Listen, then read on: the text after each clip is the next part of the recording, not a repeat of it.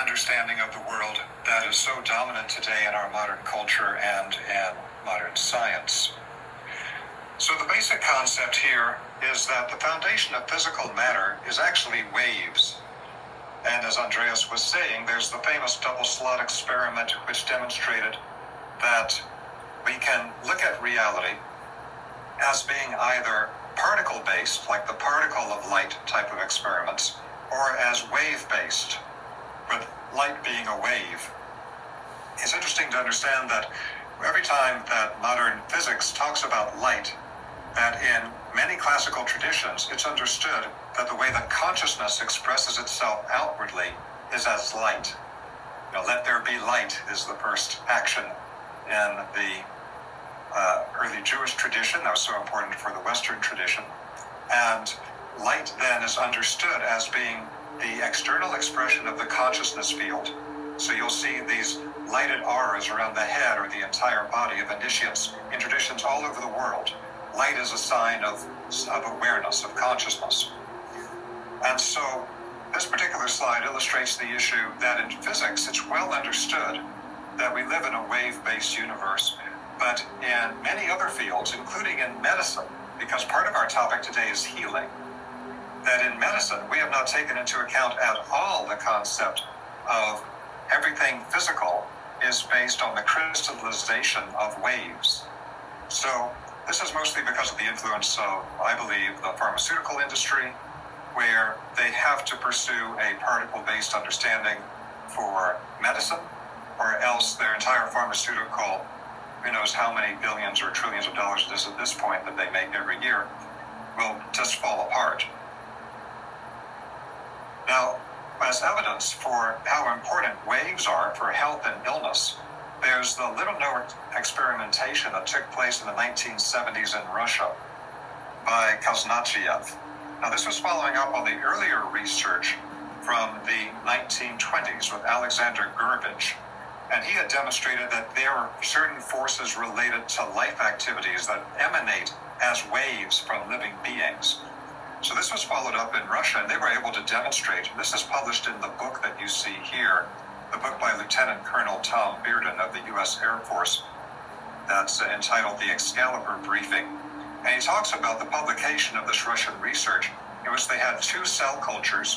One had a deadly contaminant, the other one was uncontaminated.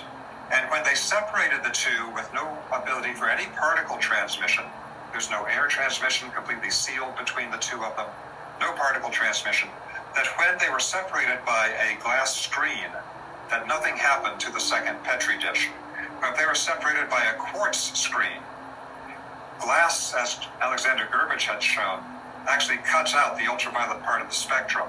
It cuts out part of the transmission of waves, in other words. But the quartz window will send all the waves through. And they then found that although there was absolutely no possibility of any particle transmission, the second Petri dish will pick up the exact pathogen that is in the first Petri dish. And this has to be through pure wave transmission.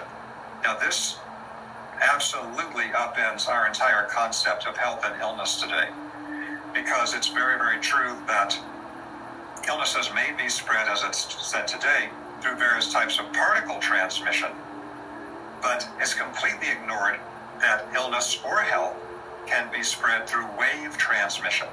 So wave transmission is, as demonstrated here, as proven here, is actually at the foundation of all health and illness. This upsets all of our understanding of health and will take us past a particle-based pharmaceutical paradigm into what is referred to today as energy medicine. Andreas also was kind enough to introduce for us the concept of cymatics. Now, the literal definition of cymatics is the science of wave phenomena, and we know it through the experiments that use primarily sound waves and use the sound waves to structure matter. So they'll put the sound wave into a liquid or into a paste or a gel or something of this kind, sometimes even fire, a plasma. And they'll then immediately see that based on whatever is the frequency of the invisible wave, the physical matter will immediately form into a different structure. So cymatics is the demonstration that all physical form, all physical structure is a direct revelation of the background energy waves behind it. So with this work coming from the cymoscope developed by my friend John Stuart Reid, who's in Britain, he's been able to demonstrate that he can take 4K or higher resolution, even three-dimensional images of these waveforms and how they are then constructing matter into specific shapes. So this is, again, the basic idea that the waveforms are structuring matter, but we could go even further and say that waveforms are crystallizing energy into matter in the first place. Now, at the bottom is a wonderful illustration of recent work done by John Reid, where he was able to actually image the waves coming from a healthy cell of the human body versus a cell of the body that had been infected with cancer. That's what you see at the bottom here. So now he's developing a new method to where we can do potentially even some types of medical diagnosis based on the actual waves themselves, rather than what we do today, which is mostly chemical analysis of blood or different types of bodily liquids. We can actually test the wave itself, which comes before the physical manifestation.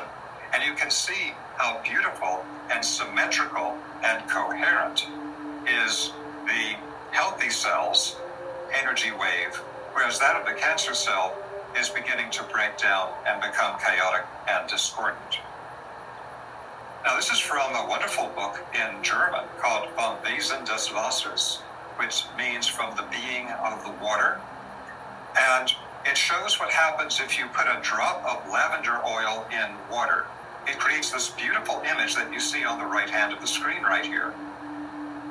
And so that's not something that you would see actually physically at a macro level in the lavender oil, but it's actually showing you, this picture on the right-hand side is taken through incredibly high magnification of the water.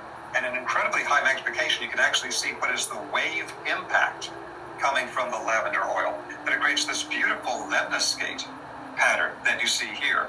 So it gives you the sense of the wave impacts and the structural impacts coming from things like essential oils.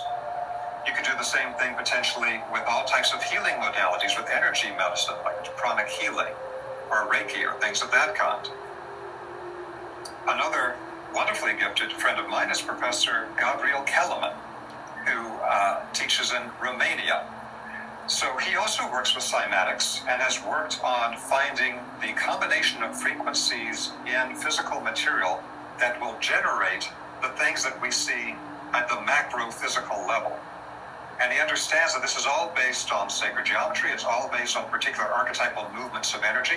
So on the left-hand side is a beautiful illustration he did showing how the archetype of the human face is coming from the original spherical form of creation, and then adding in these counterclockwise rotating movements that become the foundation of the eyes and the nostrils and the lips.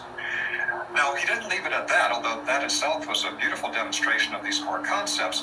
What you see toward the right-hand side of the screen is that he was able to actually, using specific frequencies put into liquid materials, he was able to actually create a human face.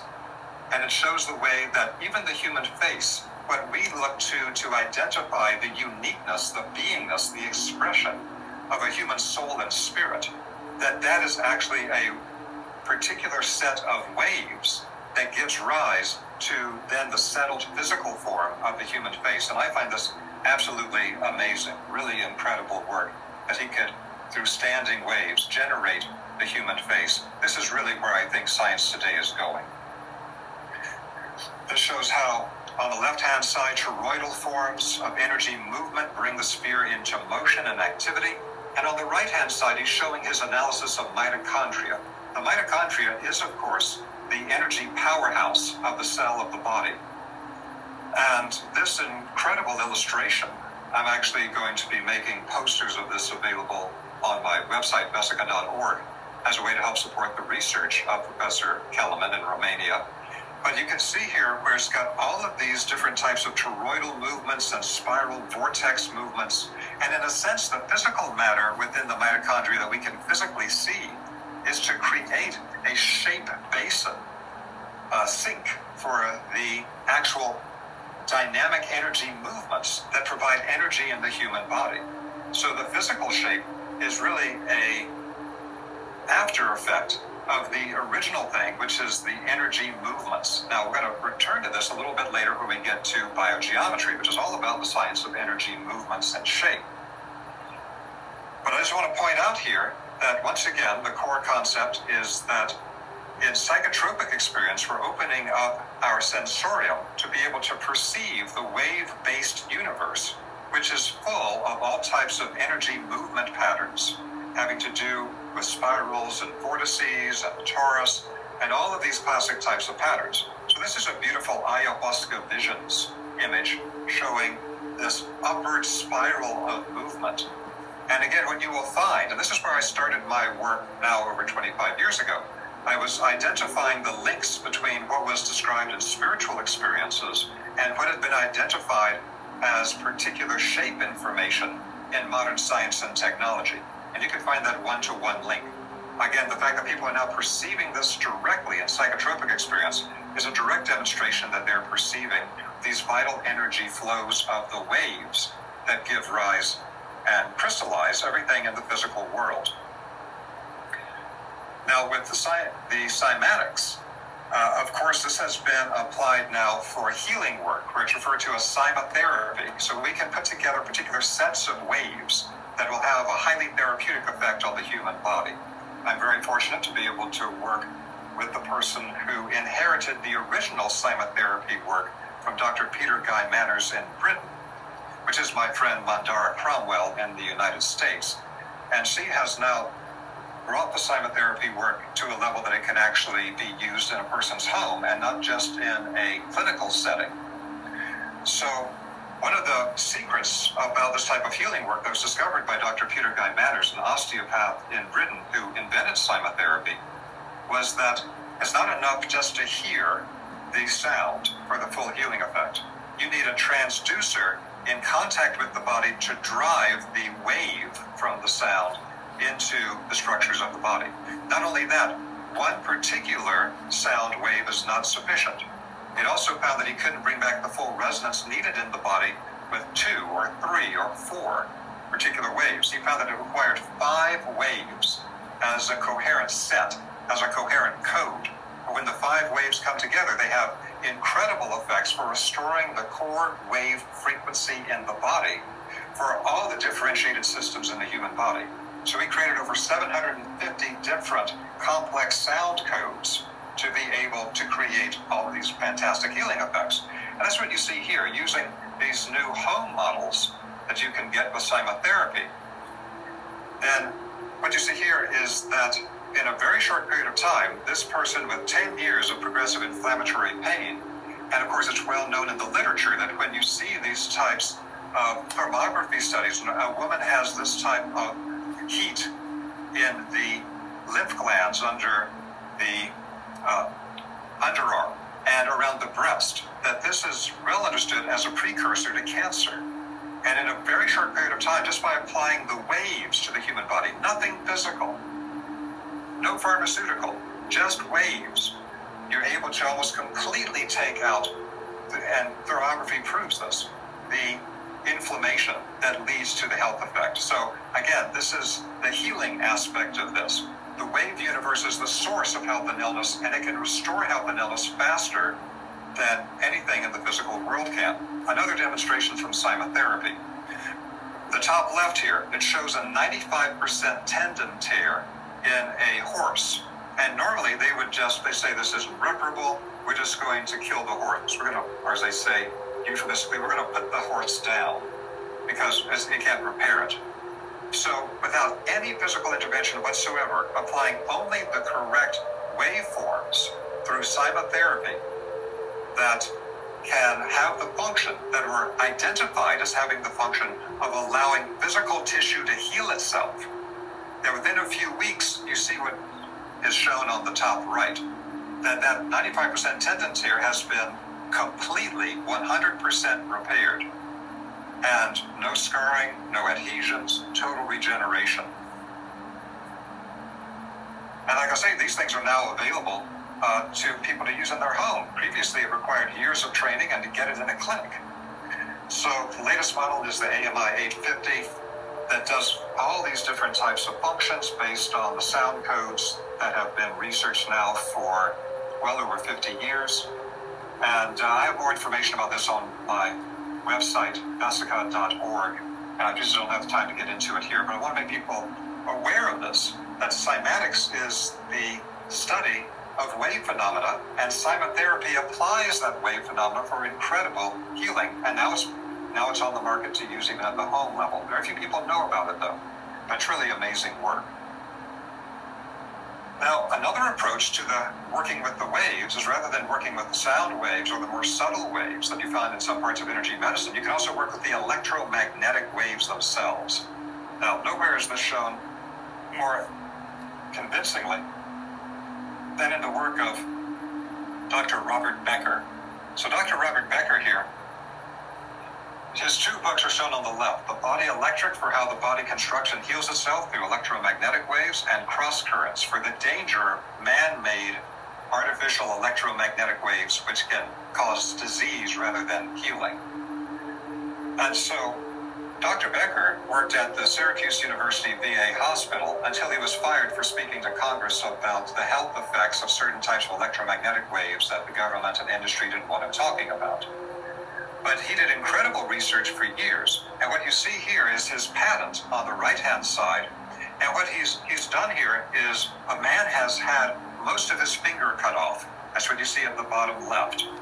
And through applying just, again, specific waves, directly electromagnetic waves into the body, he shows he is able to actually completely physically regenerate the finger on the man. That's the basis of his patent. And he actually illustrates it here. And note that by the end of this process, in just a matter of a few months, he's been able to completely regenerate the finger, including with a fingernail. So again, this should be, why isn't this on the front page of all the papers? You know, this happened decades ago. We never hear about it because the people that are in charge of our health today, our healing, don't want anybody to be involved with this type of work. It takes away all of their profits. But this shows the incredible potential of working with the wave-based universe.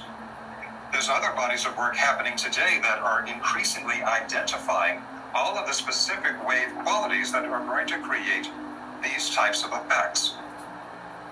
And so the work of Carolyn McMakin with what is called frequency-specific microcurrent, I highly recommend it. It's an advanced medical system.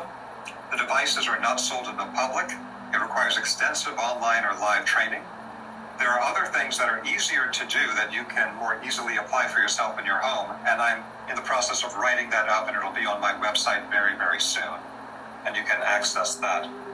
But in this frequency-specific microcurrent, they have identified pages and pages of the specific electromagnetic frequencies that create all types of biological functions. And what they're able to achieve is absolutely miraculous. But these fields have to be very careful about even talking about it publicly, because regulatory authorities, everything with the money and the power, is not supporting this. It's a completely different paradigm. But for your own health, I highly recommend you look into this. Now, when we understand if it's a wave-based universe, we have different wave sources that are coming together to create complex interference patterns. Now, that's the foundation of creating a hologram, with the whole idea that was very common a few decades ago in esoteric circles, people talking about the holographic universe and the holographic paradigm. And so we get this idea from what's known as projective geometry, that you get these types of matrices like you see on the left. And this actually then gives the matrix to crystallize matter around the energy field. This is also shown on the right-hand side of the illustration from a projective geometry textbook, that with the rays, the waves radiating in from the periphery, in their interference patterns, they're creating the hologram, or they're actually creating a crystallization pattern, like how a crystal is formed into physical matter. Because if you look at most of modern science today, if you say, how is a crystal formed? They'll say, oh, it's formed from the unit cell. It's the smallest component. It has a particular shape and then it generates it again. So all of the unit cells are the same shape, and then when they all come together, the crystal has a particular shape as an aggregation of the unit cell. And if you then ask them, well, how does the unit cell get the shape? Then what they'll always say is they'll try to dismiss it with a empty concept. They'll say, oh, it's self-organizing. Self-organizing? Where's the organization come from? Well, it's self-organizing. You're not allowed to ask that question. But self-organization is nothing other than the organization of the interference fields of the waves. But that's not how they were trained. That's not the paradigm that they want to promote. But of course, we see the exact same thing with the matrices behind all physical creation that's commonly seen in psychotropic experience. Like here in this very famous painting by Alex Gray. The matrix is everywhere. So people talk today about, there's a flaw in the matrix, or we live in the matrix. The matrix is nothing other than the wave universe that's behind everything in the physical world. And behind those waves is consciousness. So it was understood in classical spiritual traditions that all of the higher levels of existence are microcosmically reflected into the human body and the energy fields around the human body. You find this in traditions all over the world. So common images of this are like things on the left-hand side of the screen, where you have the person's body and these multiple subtle bodies around it. So you have the physical body, then you have a body of vital life force immediately around that, which is called chi, ki, prana, ether, depending on what ancient traditions language you're using. And then you have the higher consciousness fields, dealing with what we think of as emotional function, mental function, then getting into a spiritual level, to where actually separate beings are formed out of the universal soup of waves and consciousness into conscious beings and spiritual beings, until you reach the divine level. And at the divine level, everything is one. Everything is what in physics is called the singularity. It's all the one unified field source. But it's important to understand that classical traditions, in many cases, understood psychedelics as being a substance that expands your etheric life body, your body of vital force, the chi, ki, prana, outside the boundaries of the physical body, so that when the etheric life body expands outside the boundaries of the physical body through the effects of the psychotropics, that's what opens up these clairvoyant, visionary experiences of the wave universe. That's the actual function in a larger sense, but it's been sadly forgotten today. But this is actually extremely important when we're talking about how this reflects in the human being. Because at that point, as you open up to the wave universe, you start to see how the waves create coherent structure of consciousness. And so things appear to us as structures and conscious beings. And as Andreas has pointed out, the higher you go in the experience, the more it appears to be beings in these particular things. Now, if we work with this in a practical way, as many classical traditions have done, one of the most important models is the threefold model of the human energy field. So you have what the Chinese call the upper dantian, the upper elixir field of consciousness in the head. You have the middle dantian, the middle elixir field in the heart and the center of the chest. And you have the lower elixir field, the lower dantian, in the lower abdomen. Each one of these three things is specialized for different functions. More of the vitality being expressed in the lower abdomen, more of the emotional activity in the center with the heart, more of the mental activity in the center in the head. But this also becomes the foundation for various types of practical esoteric exercises taught by many classical traditions. And so the three-dimensional world is based on a three-axis cross. These are the three axes of physical space, like you see in electrical engineering, that these are three lines of energy, each at 90 degrees to the others. It's the literal definition of the concept of a three-dimensional world. And so this is understood then to create the three-dimensional cave inside the human head that's called the cave of Brahma.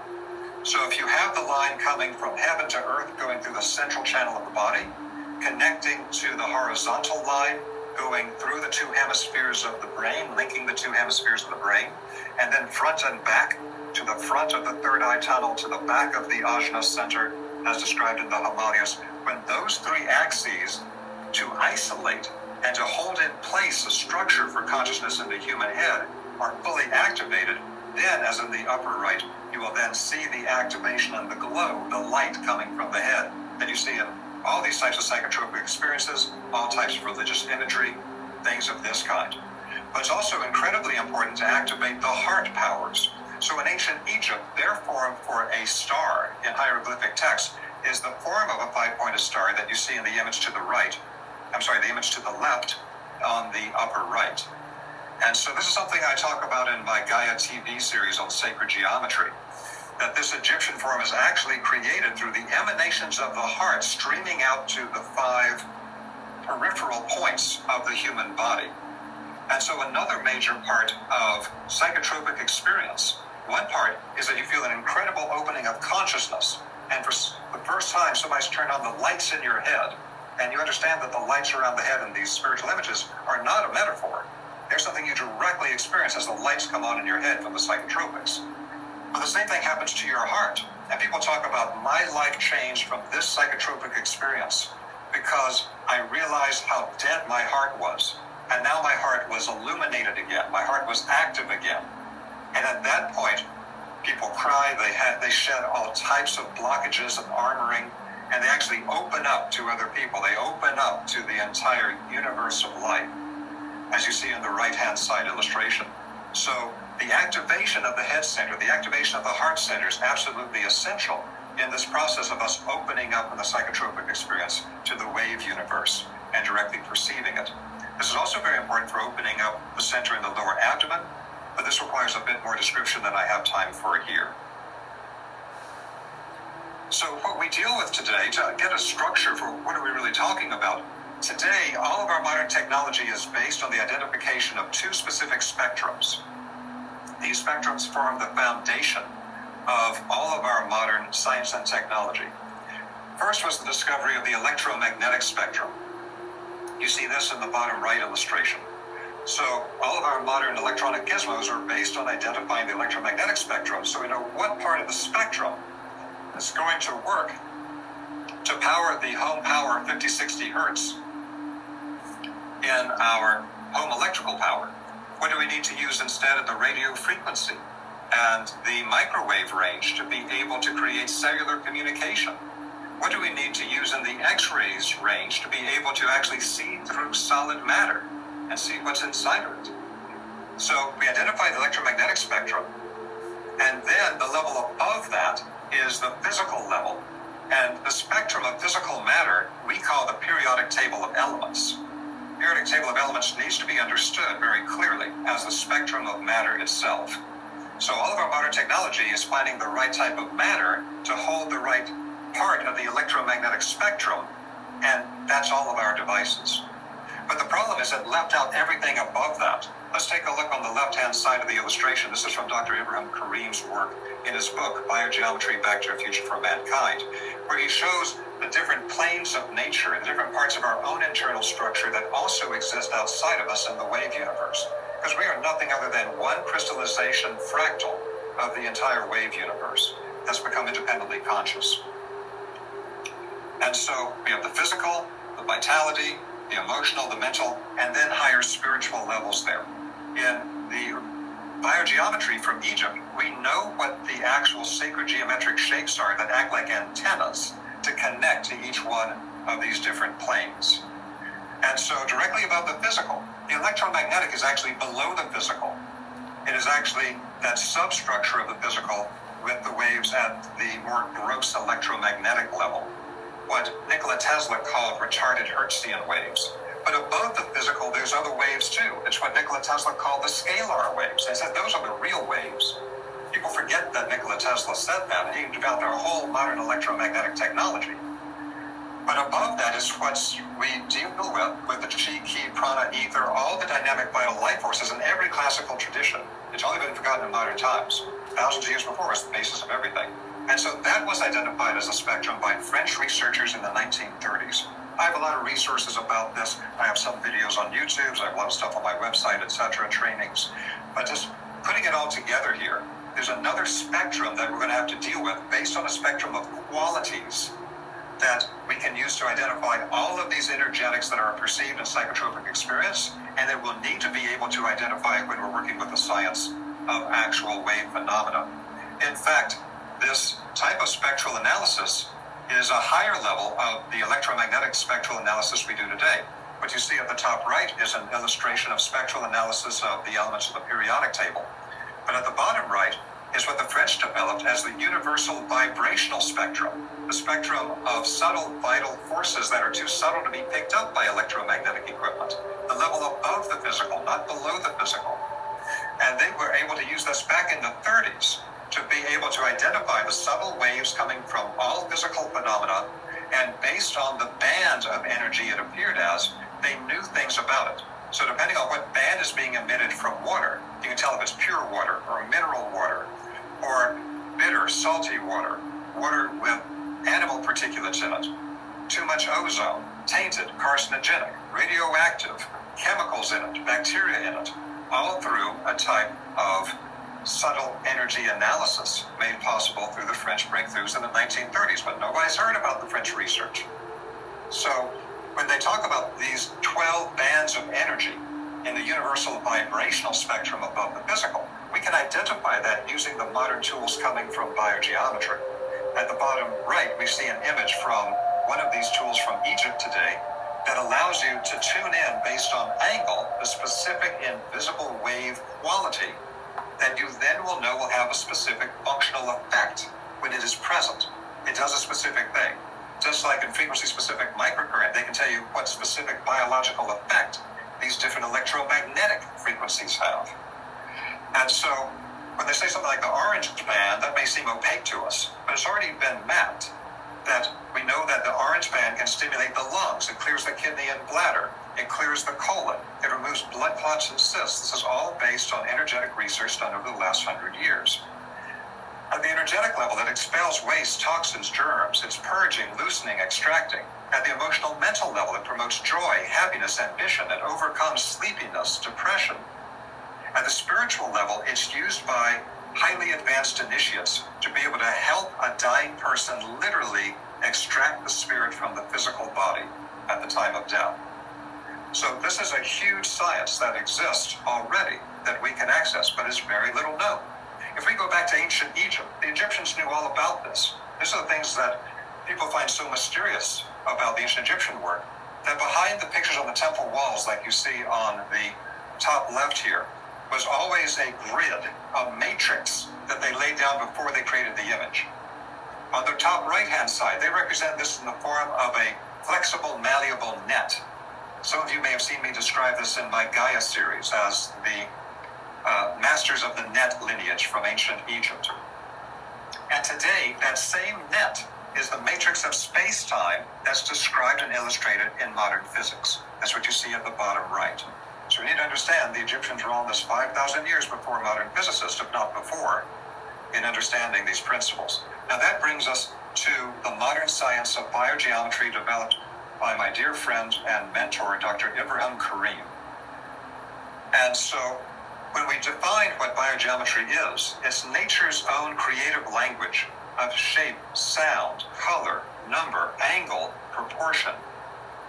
Every one of these are ways that the wave universe can express itself in things that we can perceive physically. Every one of these is a separate scale of quality.